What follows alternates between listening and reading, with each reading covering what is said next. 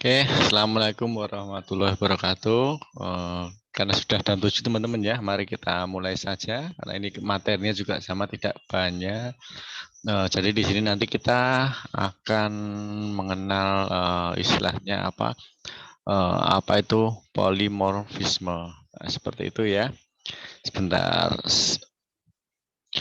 Oke, sebelum kita mulai perkuliahan pada malam hari ini, mari kita awali dulu dengan berdoa. Berdoa menurut agama dan kepercayaan masing-masing. Berdoa mulai. Oke, berdoa selesai. Ini teman-teman bisa mendengar suara saya ya? Bisa ya? Bisa, Pak. Oke.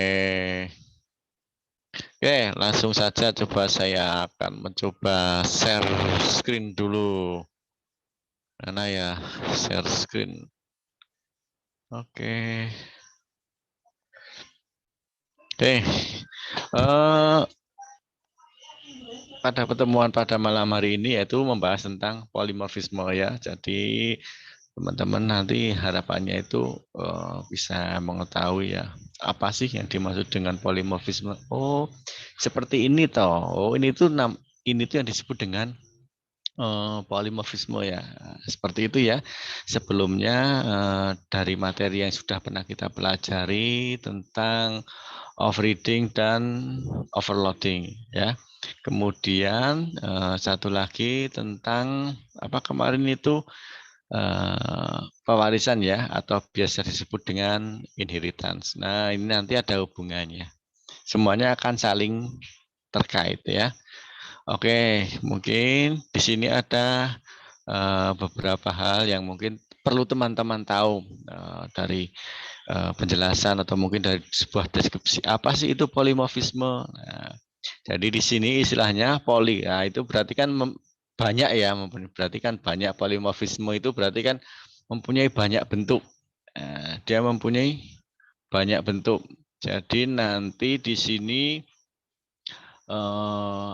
apa istilahnya itu di dalam sebuah kelas itu ya, di dalam sebuah kelas nanti ada banyak kelas ya, macam kelasnya lebih dari satu, bisa 2, 3, 4 atau mungkin 5.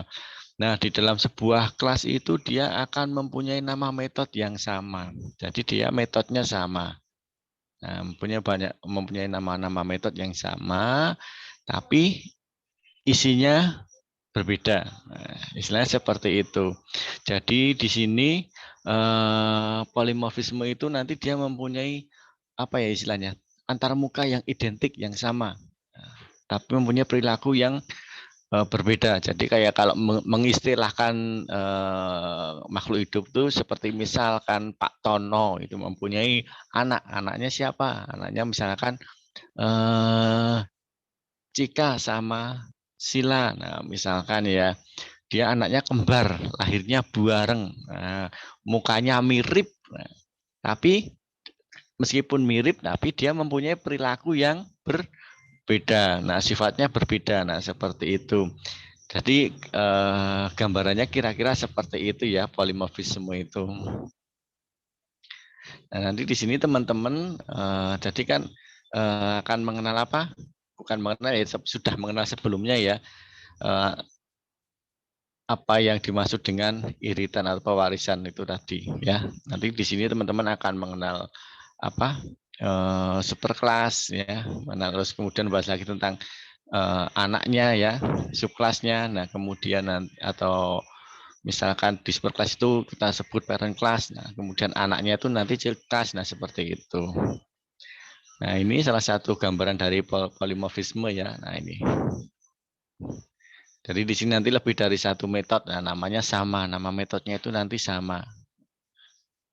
Bisa melalui metode overloading ataupun overreading. Nah, kemudian nanti dari polimorfisme itu tidak terlepas juga dengan namanya inheritan atau pewarisan atau turunan ya. Nah, ini contohnya, contoh dari gambaran polimorfisme ya teman-teman ya. Nah, ini gambarnya seperti ini. Jadi kita mengibaratkan kita mempunyai sebuah proyek nih, kita membuat sebuah proyek baru. Nah, di dalam proyek baru itu saya membuat 5 kelas. 5 kelas ya. Saya mempunyai 5 kelas. 5 kelas. 5 kelas yang satu namanya polimorfisme itu nanti dijadikan sebagai main metodenya ya. Kemudian ada kelas bangun datar. Nah, itu yang akan kita jadikan apa namanya? Parent kelasnya ya. Kemudian dia mewarisi beberapa kelas lagi. Nah, ada apa? Ada kelas persegi panjang, dan jajaran genjang. Nah, dari kelas-kelas ini teman-teman ya, dari kelas-kelas ini, mana sih ini? Nah, ini dari kelas-kelas ini, nah, dari kelas-kelas ini ya, ini kelas-kelasnya ini. Nah, dia mempunyai metode yang sama nih, metode yang sama. Ini metodenya sama. Ya, kita nanti di dalam kelas ini ada metode ini, luas dan keliling. Tapi dia mempunyai perilaku yang berbeda. Perilaku di sini maksudnya yang seperti apa? Nah, kalau yang luas, metode luas yang ada di sini, nah, di banyak persegi berarti dia nanti untuk mencari luas dari persegi. Kemudian kalau metode yang keliling punya persegi, nanti dia mencari apa keliling punyanya persegi. Begitu juga dengan yang ini metode luas punya persegi panjang, dan metode keliling punya persegi panjang. Nah, begitu halnya dengan metode yang berada di kelas apa jajar genjang ini, luas ini. Nah, dia mencari luas dari jajaran genjang dan keliling dari jajaran genjang. Seperti itu ya kira-kira ya gambarannya teman-teman ya. Oke, sampai di sini ada pertanyaan dulu enggak? Sudah bisa dipahami? Sudah, Pak. Sudah, oke gitu ya. Jadi intinya, jadi polimorfisme itu tidak akan terlepas dari apa namanya tadi pewarisan ini. Nah, dia pewarisannya dari ini nih, pewarisan ya. Nah ini mewarisi anak-anaknya, ini anak-anaknya ini ya. Tas 1, 2, 3 ini dia anak-anaknya. Nah, ini ya. Jadi tidak terlepas dari pewarisan. Kemudian nanti tidak terlepas juga dengan apa namanya istilahnya tadi overreading ya. Nah, yang sebelumnya sudah pernah kita pelajari. Nah, seperti ini ya contohnya teman-teman ya. Jadi kira-kira punya gambaran belum? Jadi nanti di dalam kelas persegi itu dia mempunyai metode namanya, saya clear dulu. Jadi di dalam metode di dalam kelas persegi ya dia mempunyai metode namanya ini. Kemudian dia mempunyai variabel nama sisi.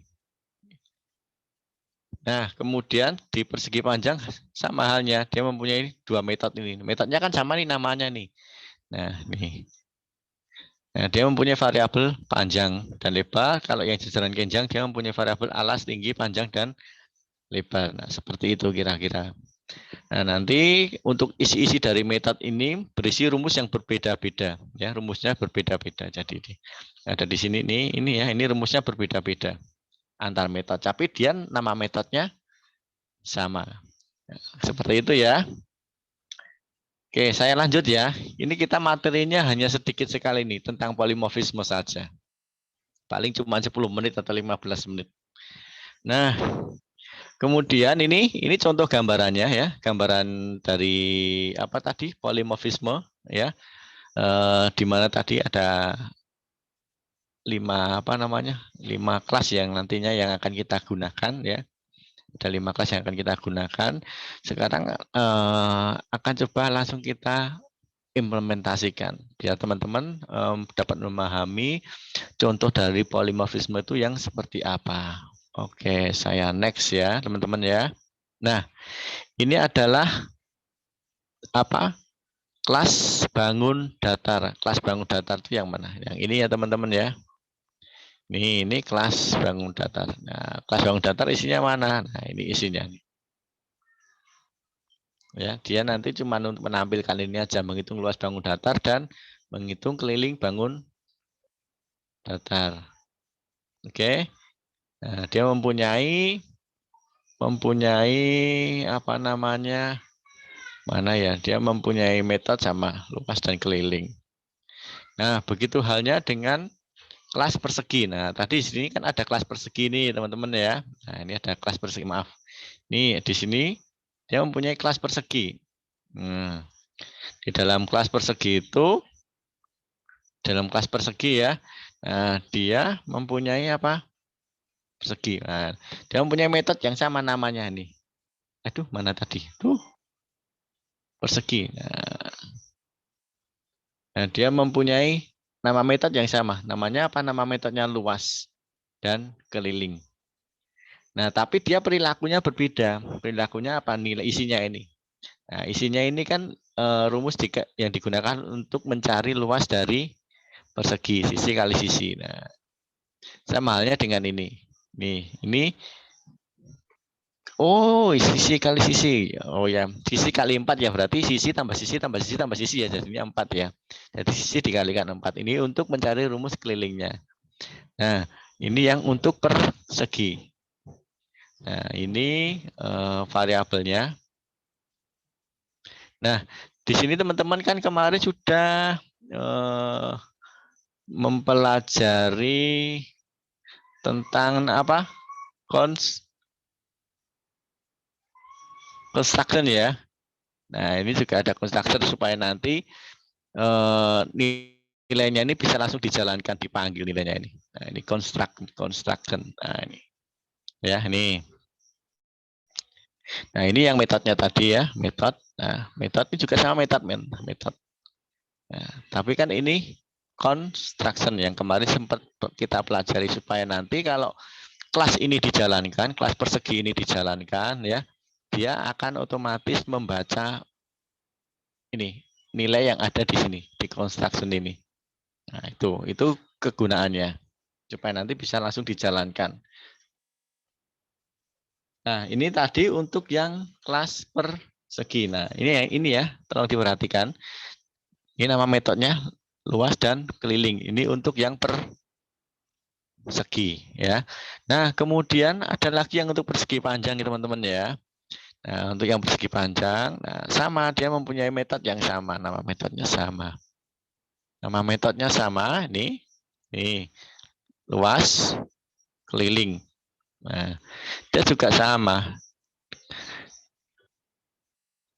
Dia mempunyai construction. Kalau ini istilahnya kalau ini ya, ini bisa diabaikan ya ini ya.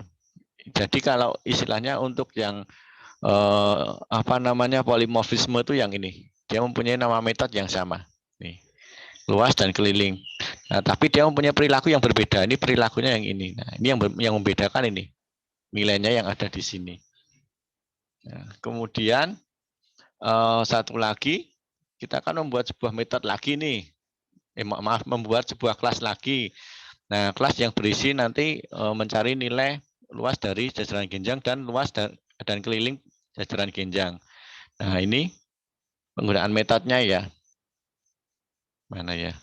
Nah, ini luas dan keliling. Ini sama nih. Berarti kan tadi kita mempunyai 4 buah kelas ya, 5 kelas ya. Yang satu kan dijadikan main metodenya.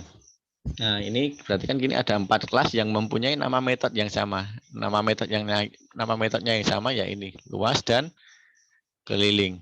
Tapi dia mempunyai perilaku yang berbeda ya. Ini yang perilakunya. Nah, seperti ini. Nah, ini variabel-variabelnya. Nah, ini construction tadi, construction. Supaya nanti kalau di run jajar genjangnya dia akan langsung dijalankan. Ini langsung dijalankan. Ini langsung dijalankan ini. Berarti nanti digunakan untuk memberikan nilai ya, memasukkan nilai. Nilainya berapa? Nah, seperti itu. Nah, kemudian kita panggil di dalam main metodenya. Nah, ini seperti ini. Nah, di sini ya seperti biasa ya, karena kan kita menggunakan pemrograman Java, kemudian kita belajar pemrograman berbasis objek. Nah, jadi di sini kita membuat sebuah objek-objek ini. Objek-objek yang dipanggil dari kelas-kelas tadi, yang dibuat dari kelas-kelas tadi. Nah, kita membuat kelas, kita membuat sebuah objek nih, objek bangun datar, objek persegi panjang, dan objek jar genjang. Nah, kemudian tinggal kita masukkan saja nanti, ya. Kan kita memanggil apa namanya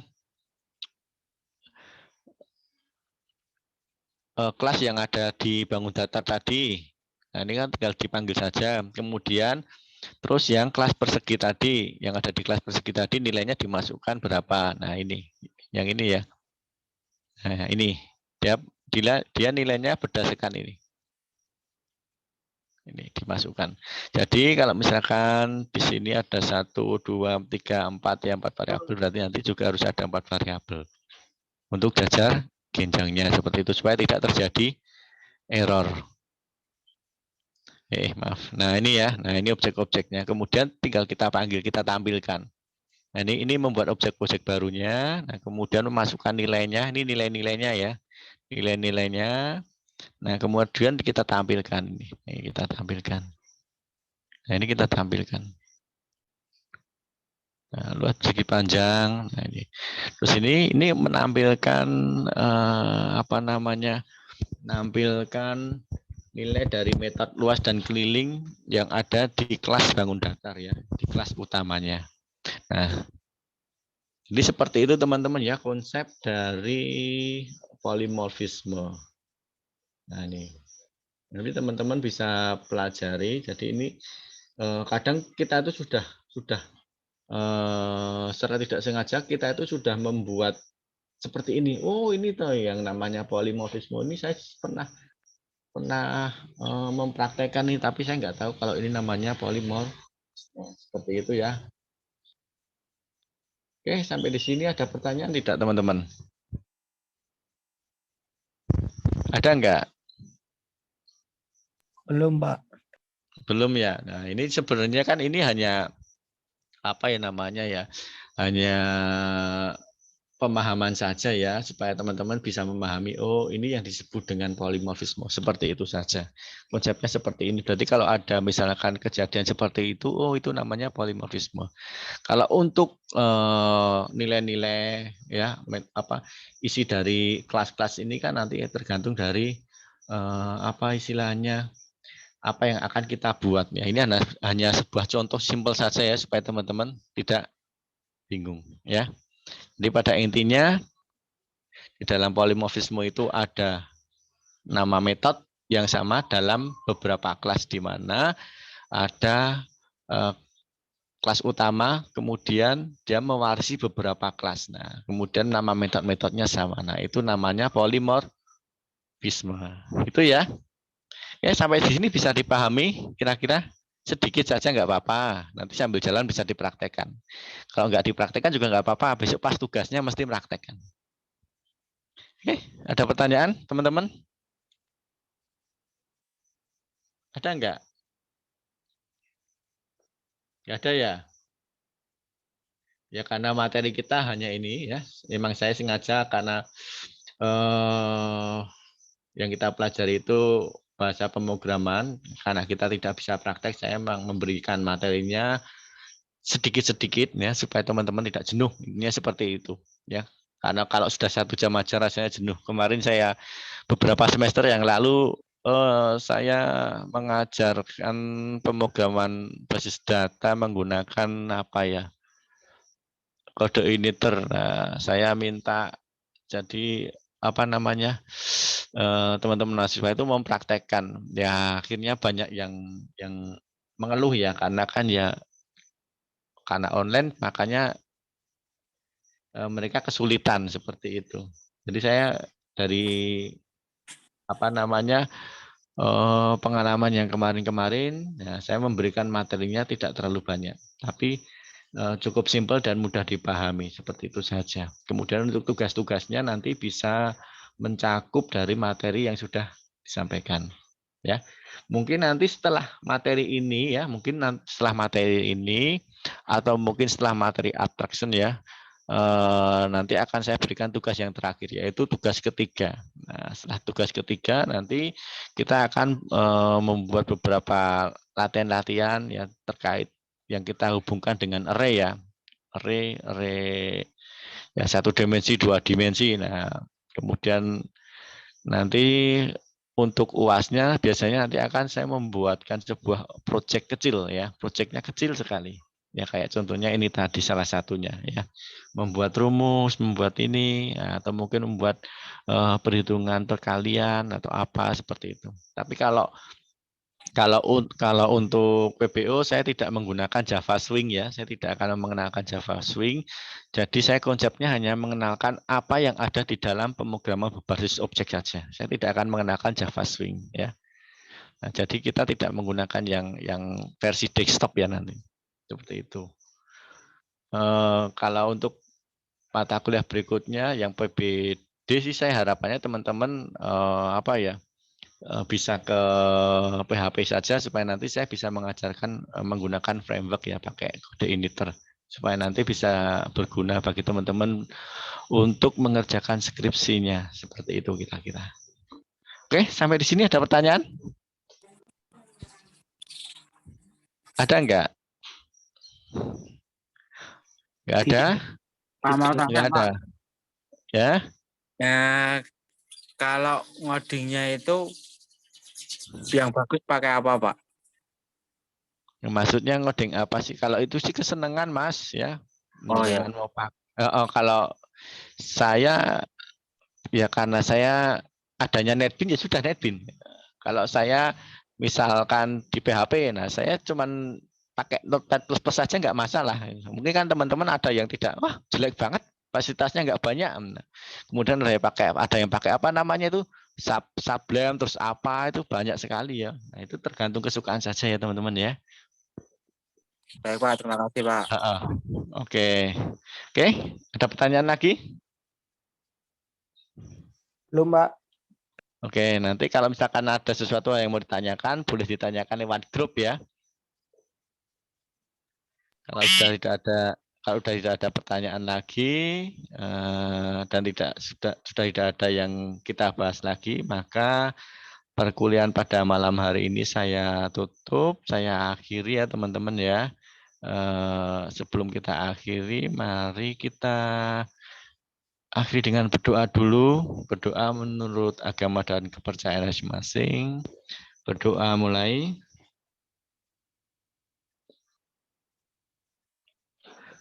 Oke, berdoa selesai. Terima kasih teman-teman sudah menyempatkan waktu atas kehadirannya. Assalamualaikum warahmatullahi wabarakatuh. Silahkan boleh meninggalkan roomnya. Jangan lupa untuk presensi ya. Baik, Pak. Terima kasih, Pak. Selamat sore, Pak. Ya, selamat malam.